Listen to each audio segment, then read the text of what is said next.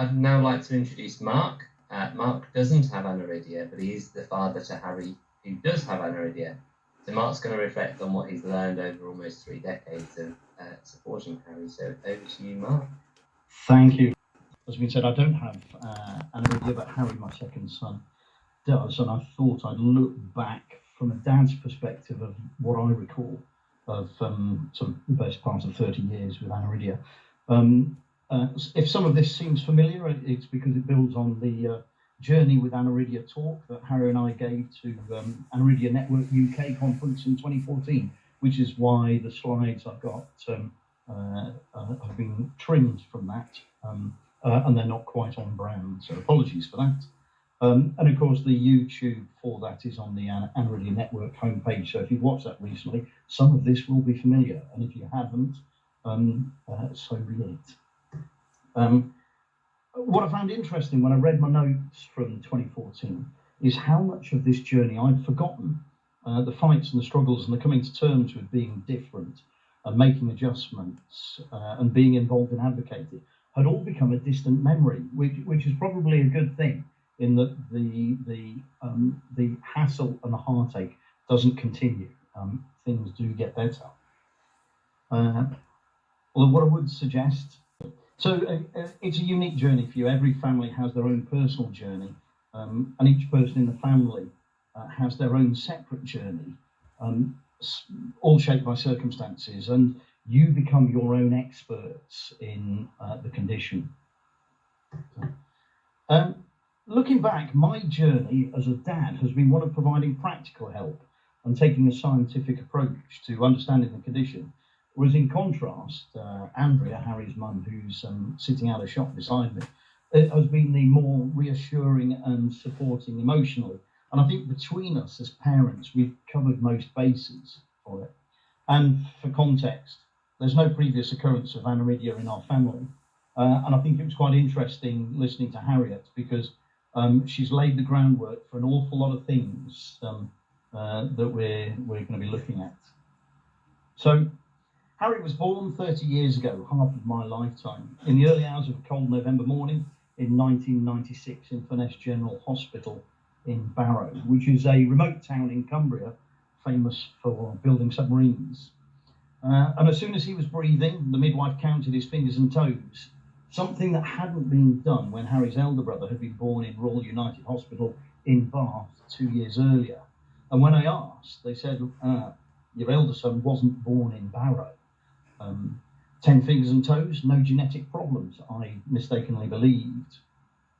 We moved up to Scotland when Harry was only a few weeks old, and he was referred to Glasgow Children's Hospital for checks at his 8 weeks checkup, and Aniridia was diagnosed.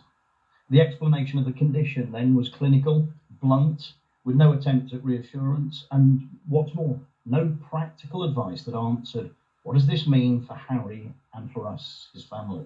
And we really wanted real-world answers. In 1996, there was no social media, and a search of the early internet threw up only medical information, much of which was inaccurate or not relevant for the UK, and it wasn't what we wanted. We were looking for practical information drawn from lived experiences. It's easier now with social media and niche community groups, but 30 years ago it was by word of mouth.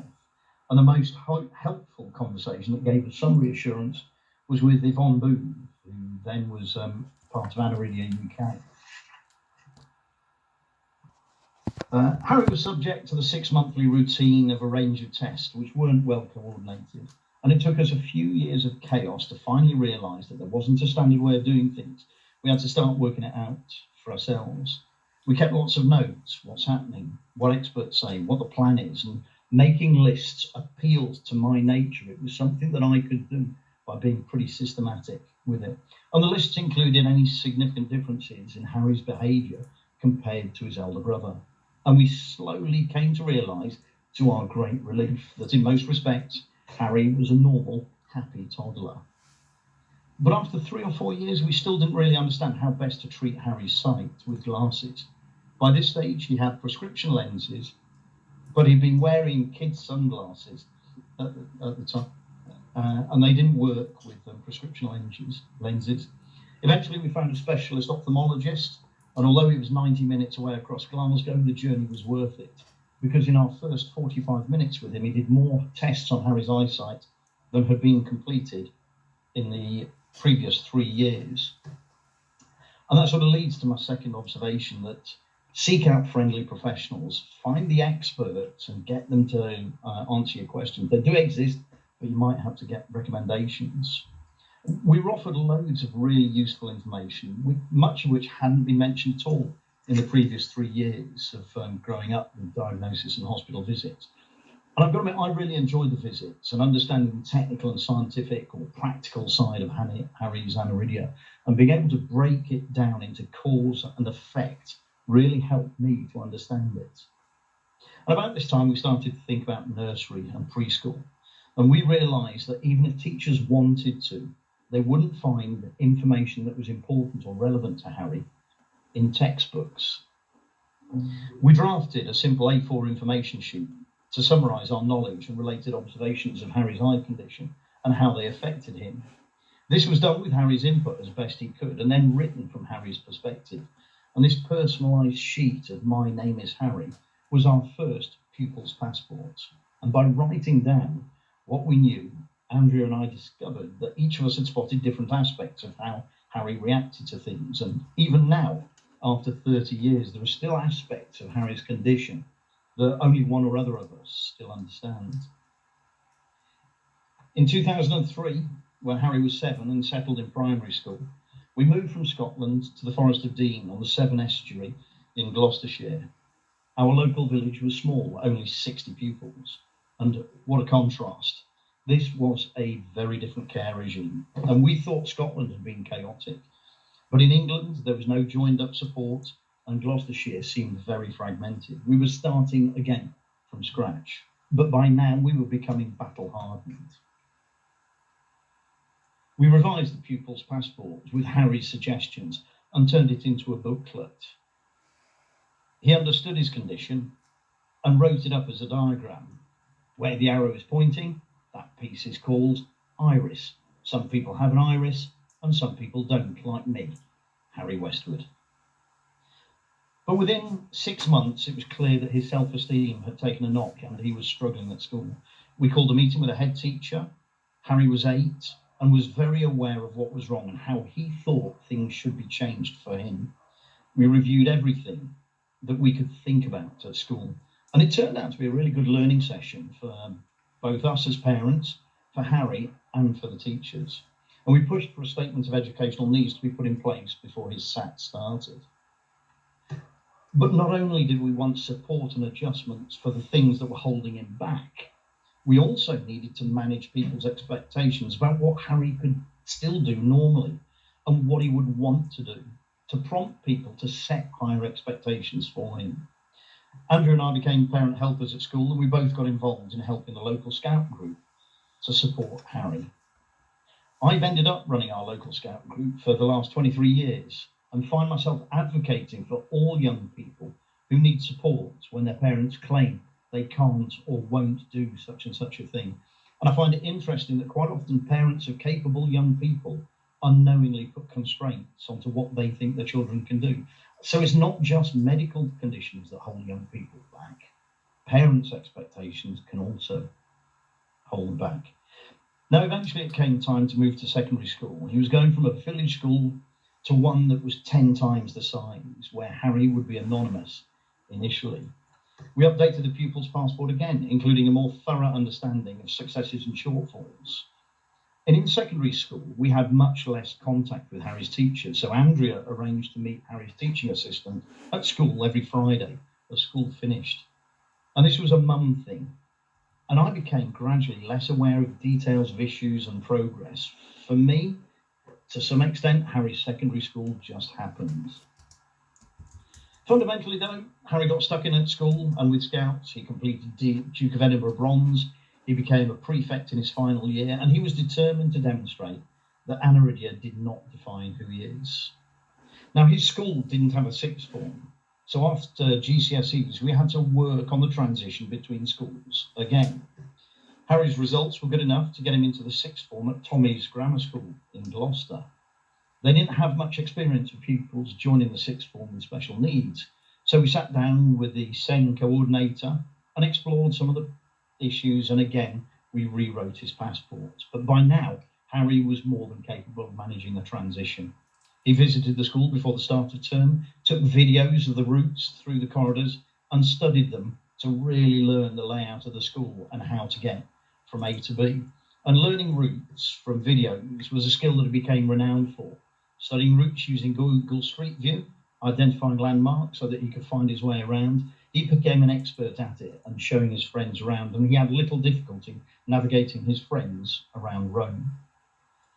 Harry's A-level results got him to Birmingham University. We were excited, albeit with some trepidation, at the prospect of Harry leaving our care and managing his Aniridia by himself. But he was fine.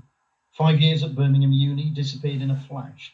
He graduated with a master's in physics, and I rattle through this, not because it is trivial, but because Harry did this mostly on his own, advocating for himself, insisting that adjustments were appropriate, and while there was a bit of support from home, polishing applications, strengthening arguments, making more coherent cases, on the whole, it was Harry's efforts that supported him and his advocating for himself, admittedly supported by the bank of mum and dad. Harry got a job in business intelligence, analysing big data, a job that's easily done from a home office. And as with many other post-lockdown families, we find ourselves all living under the same roof, frequently working from home. We refurbished the house to enable 5 adults to work at home, including setting up Harry's study to be dark with desk space and enough sockets to support the power requirements for modern technology. He continues to help as a team member with our Beaver Scouts. But recently, though, Harry's been having more discomfort with his eyes. His eye drops aren't providing quite the same relief, and this hose illustrates the industrial quantity of eye drops that he gets through. Now, Harry approves of that comment as a appropriate level dad joke, as he told me yesterday.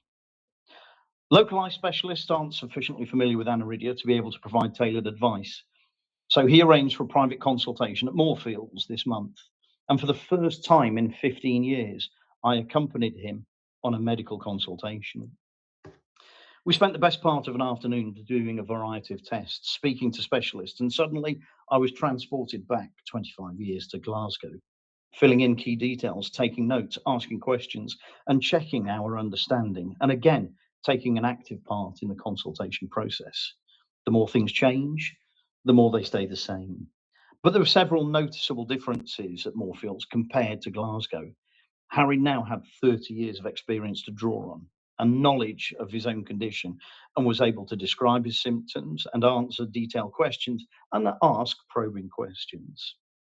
I had half a lifetime of experience of developing my understanding of Harry's condition and was able to fill in gaps in his narrative and provide broader, richer context for the doctor's questions. And we both had 30 years of experience of dealing with medical professionals, and were happy to keep pressing and pressing until we felt that everything had been discussed and everything was properly understood. I think notably, though, compared to Glasgow, Moorfields had the time to be thorough and ask the questions and not let up until they were content. But even now, there's more consultation to be done because we haven't yet found out everything we need from genetic experts.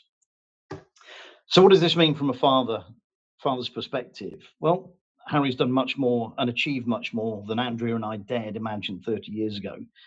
But Andrea and I have become involved in and contributed to groups, organisations and our community in ways that we might otherwise not have committed to under different circumstances.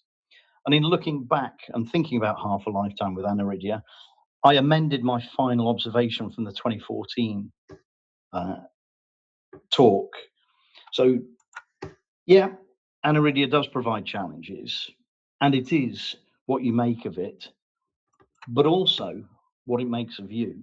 There's no doubt that it has provided challenges and opportunities. For us, it's not been the end of the world that we vaguely imagined 30 years ago, far from it. I concluded in 2014 that we were probably much richer for it, but with the benefit of another 12 years, I go further and say that we are very definitely much richer for it growing up with Aniridia.